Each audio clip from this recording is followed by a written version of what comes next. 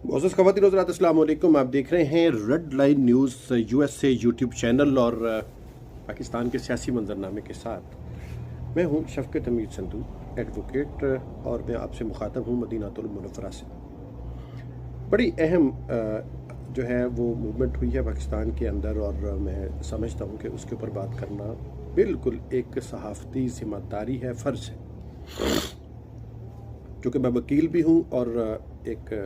सहाफ़ी भी हूं, तो मुझे इस पर बात करना अपना बिल्कुल फ़र्ज़ दिखाई देता है। सियासतदानों ने मजाक बना लिया हुआ है पाकिस्तानी सियासत का, कानून का, आइन का। लेकिन अब इस दौड़ के अंदर अदालतें शामिल हो गई हैं और जजेस शामिल हो गए, और जजेस भी कोई किसी डिस्ट्रिक्ट कोर्ट के जज नहीं, सेशन कोर्ट के जज नहीं, हाई कोर्ट के जज नहीं, जजेस भी सुप्रीम कोर्ट ऑफ पाकिस्तान। और ये सोचे बगैर कि ये वो पुल हैं कि अगर इनके नीचे से भी पानी गुजर गया तो कौम के पास बचेगा क्या? कौम के पास कौन सी ऐसी रेमेडी बच जाएगी कि जिसका फिर जो है वो सहारा लिया जा सकेगा, जिसके ऊपर जो है वो इत्तफाक किया जा सकेगा कि यहाँ से सलूशन निकलेगा कौम का। काजी फाइज ईसा आज पार्लियामेंट के अंदर मौजूद थे उन लोगों के साथ जिनमें से अक्सरियत के ऊपर जो है इतने बड़े बड़े जो है वो करप्शन के चार्जेस हैं, इतनी बड़ी बड़ी उन पर इल्ज़ामात हैं, और उन इल्ज़ामात को वर्ड्स रिकॉग्निशन जो है वो हासिल है। सदर जरदारी साबिक सदर जो है, इनके ऊपर इंटरनेशनल मीडिया बहुत कुछ लिख चुका है, कह चुका है। शहबाज शरीफ के बारे में बहुत कुछ कहा जा चुका है, और बहुत सारे लोग जहाँ पर बैठे, इसाक डार साहब बैठे हुए थे जो रिसेंटली जो है वो क्लीन हो के आए हैं अपनी गवर्नमेंट की छत्र छाँव के नीचे, और जब गवर्नमेंट चेंज होगी तो उकदे खुलेंगे। और इनमें से बहुत सारी वो लोग हैं जिन्होंने कवानीन तक तब्दील कर ली है जो है अब खुद को रिलीफ देने के लिए, नैब के कवानीन में तरामीम करके। और बकौल अपोजिशन लीडर यानी इमरान खान साहब 1100 अरब रुपए के जो है वो केसेस माफ़ कराए गए हैं। और उन लोगों के अंदर जाकर अगर काजी वक्त बैठ जाएं, उनके इधर भी नैबज़दा लोग हों, उनके इधर भी नैबज़दा लोग हों, और उनके बीच में वो बैठे हुए हों, तो क्या उस काजी के आइंदा के फैसला जात जो हैं, या उस काजी की जो एक ज़ाती हैसियत है, इंसाफ फराहम करने का उसका जो मनसब है, क्या उस पर सवालात और उंगलियां नहीं उठेंगी? क्या उनके पास जाने वाले केसेस जो हैं उसमें फरीकैन ये कहने में जो है हक बजानब नहीं होंगे कि यहाँ से हमें इंसाफ नहीं मिलेगा, यहाँ से गैर जानबदारी मिलेगी? ये नहीं होगा। मदीनातुल मुनव्वरा में मैं बैठा हूँ और यहीं से मैं आपको मिसाल देता हूँ कि हम बात कर रहे हैं इस्लामी जमहूरिया पाकिस्तान की, उस इस्लामी जमहूरिया पाकिस्तान के जिसे रियासत मदीना बनाना चाहते हैं। और जिसे कोई रियासत मदीना बनाना चाहता है तो उसको उन्हीं फुट स्टेप्स और उन्हीं फुटप्रिंट्स को फॉलो करना होगा जो आका करीम सल्लल्लाहु अलैहि वसल्लम और खुलफाए राशिदीन के फुटप्रिंट्स हैं। हज़रत उमर फारूक रज़ी अल्लाह तआला अन्हु का दौर है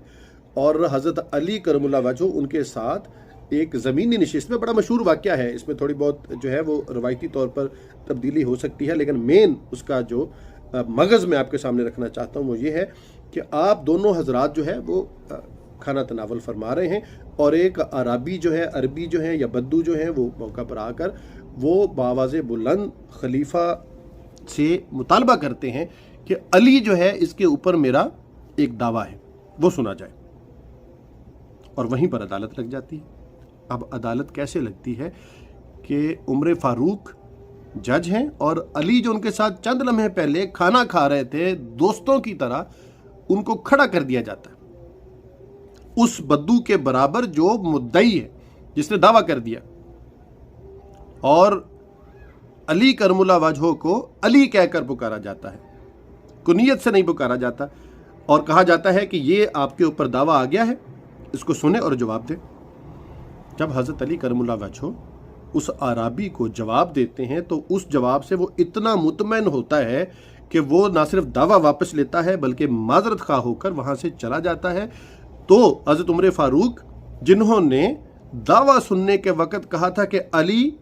खड़े हो जाओ, वो कहते हैं कि या अबू हुसनैन आप बैठ जाइए। हज़रत अली पूछते हैं कि अब ये आप मुझे पहले किस तरह से आपने पुकारा और अब किस तरह से पुकारा? तो हज़रत उमर फ़ारूक रज़ी अल्लाह ताला अन्हु यूँ गोया होते हैं, कहते हैं कि अगर उस वक़्त मैं आपको इज़्ज़त के अलक़ाबात से पुकारता तो अली,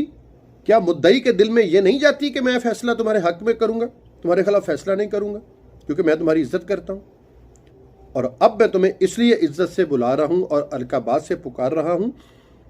क्योंकि केस मुकदमा निपट चुका है और वो मुकदमा तुम्हारे हक़ में आ चुका है और तुम बरी हो चुके हो। ये है हमारा अदालती निज़ाम, ये है वो फुटप्रिंट्स जिसके ऊपर चलते हुए हमने पाकिस्तान को रियासत मदीना बनाना है। लिहाजा आज जो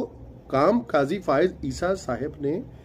किया है कि पार्लियामेंट के अंदर जाकर बैठ गए हैं कि वहाँ पर 1973 के आइन की गोल्डन जुबली मनाई जा रही है और उसमें जो है वो दीगर जजेस को भी बुलाया गया था, तो वहाँ और तो कोई जज साहब नहीं आए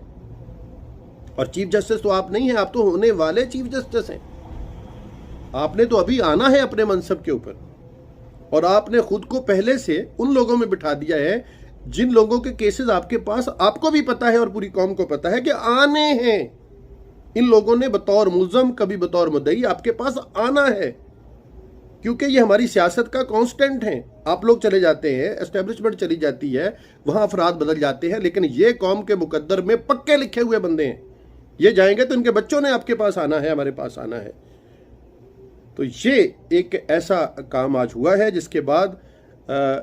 मैं तो ये देख रहा हूँ कि इसके ऊपर बहस व तमीज़ तो हो रही है, इसके ऊपर एतराज़ात तो उठ रहे हैं, लेकिन जिस तरह से इस हुकूमत ने सुप्रीम कोर्ट के चीफ जस्टिस के फैसला को मानने से इनकार ही नहीं किया बल्कि उनके इस्तीफ़ा का मुतालबा कर दिया है, अब मुझे ये ख़तरा और खदशा है कि अब काजी फायज ईसा साहब के इस्तीफ़े का मुतालबा